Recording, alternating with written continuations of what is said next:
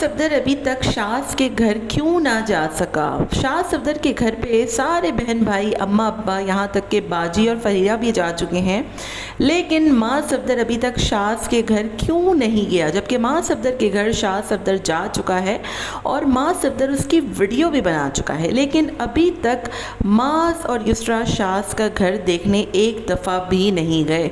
इस चीज़ से ये बात साबित होती है कि अलग होने की जो वजह थी वो सिर्फ़ और सिर्फ मास और शास के बीच होने वाली कंटेंट की जंग थी और अब्बा हुजूर का माँ सफदर को हद से ज़्यादा सपोर्ट करना था।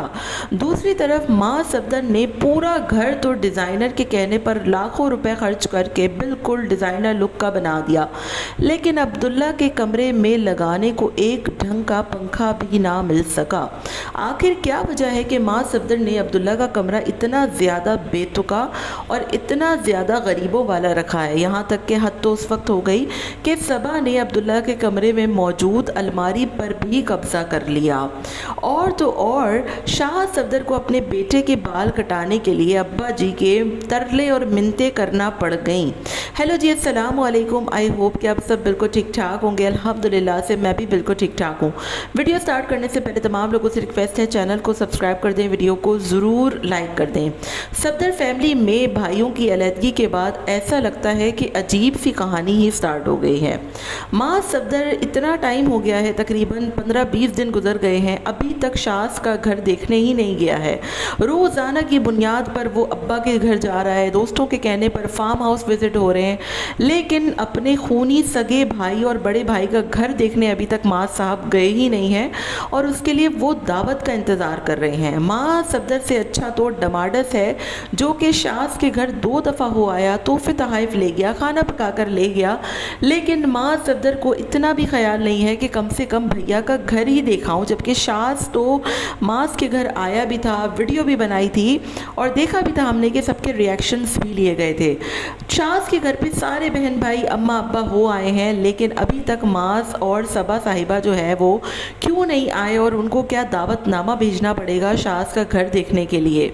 दूसरी तरफ आपने देखा कि अब्दुल्ला के रूम के हवाले से बहुत से लोग काफ़ी टाइम से माँ साहब से पूछ रहे थे कि अब्दुल्ला का रूम क्यों नहीं दिखा रहे, तो आज ये बात सामने आ गई कि अब्दुल्ला का रूम तो ढंग का बनाया ही नहीं है, तो माँ साहब दिखाएंगे क्या। भला पूरा घर आपने डिज़ाइनर लुक का बना दिया और ऐसा लगता है कि जैसे वो आपके घर का हिस्सा ही नहीं है। वहाँ पर एक बोसीदा सा टूटा हुआ सोफ़ा कम बेड डाला हुआ है, अजीब सा पंखा पुराने ज़माने का, ना वहाँ पर कोई एसी है, ना वहाँ पर कोई ढंग की चीज़ है। ठीक है, वो आपके घर का नौकर है, तो अगर आपने नौकर के साथ इतना बुरुसलूक करना ही था तो अव्वल तो आपको उसको रखना ही नहीं चाहिए, क्योंकि फ़्लैट में ख़वातीन की मौजूदगी में नौकर चाकर मर्द हजरात कौन रखता है। और अगर आपने रख ही लिया था तो कम से कम आप उसको ढंग का रूम तो बनवा देते। उसके रूम में ना आपने ढंग का पंखा लगवाया, ना एसी लगवाया, ना उसको थोड़ा सा डेकोर करवाया, क्योंकि वो आपके घर का पार्ट लग ही नहीं रहा, वो बिल्कुल स्टोर रूम लग रहा है। और चलिए ठीक है, वो नौकर है, उसको नई आदत होगी, कम से कम आप उसको पूरी अलमारी तो दे देते। उस अलमारी में से भी सबा ने आधी अलमारी पर कब्ज़ा कर रखा है। तो आप लोगों ने अब्दुल्ला के रूम को तो मतलब कबाड़ खाना बना ही दिया है, लेकिन घर के कमरे में इतना पैसा आपके पास है कि आप 2.5-3 लाख रुपए के हैबिट से सिर्फ डेकोरेशन पीसेस ख़रीद रहे हैं, लेकिन एक चलता फिरता इंसान आपके घर में मौजूद है। आप उसके लिए क्या एसी नहीं लगवा सकते थे? क्या आप रूम कूलर वहाँ पर नहीं रख सकते थे? क्या आप ढंग का पंखा नहीं लगवा सकते थे? वो बंदा सुबह से लेकर रात तक अपने कमरे में भला सोफ़ा कम बेड पर करेगा तो करेगा क्या? तो ये बहुत अजीब सी बात लगी मुझे इनके पूरे व्लॉग में।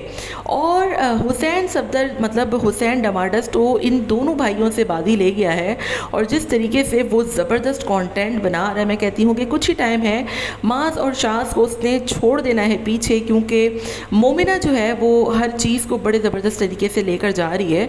वो सबसे छोटी है, लेकिन उसको पता है कि किस चीज़ को कैसे करना है। दोनों के घर तोहफ़ लेके जा रही है, खाने लेकर जा रही है, बहुत ज़बरदस्त तरीके से जो है वो अपनी चीज़ों को मैनेज कर रही है। और मुझे लगता है कि मुस्तकबिल में आने वाला जो वक्त है वो हुसैन सफदर का है और आने वाले दिनों में आप देखेंगे कि हुसैन सफदर के जो व्लॉग है ना वो इन दोनों भाइयों को पीछे छोड़ देंगे।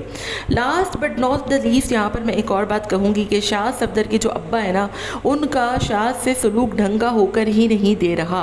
मतलब छोटे बच्चे के बाल कटवाने के लिए वो छोटे बच्चे को लेकर घर तक आ گئے اور ابا حضور ہیں کہ جن کے مزاج مل ہی نہیں رہے. مجھے تو لگتا ہے کہ جو بچہ ہے نا کبیر، اس کی ٹنڈ ہوئی ہی نہیں ہے جب بھی اس کو نہیں دکھایا ہے.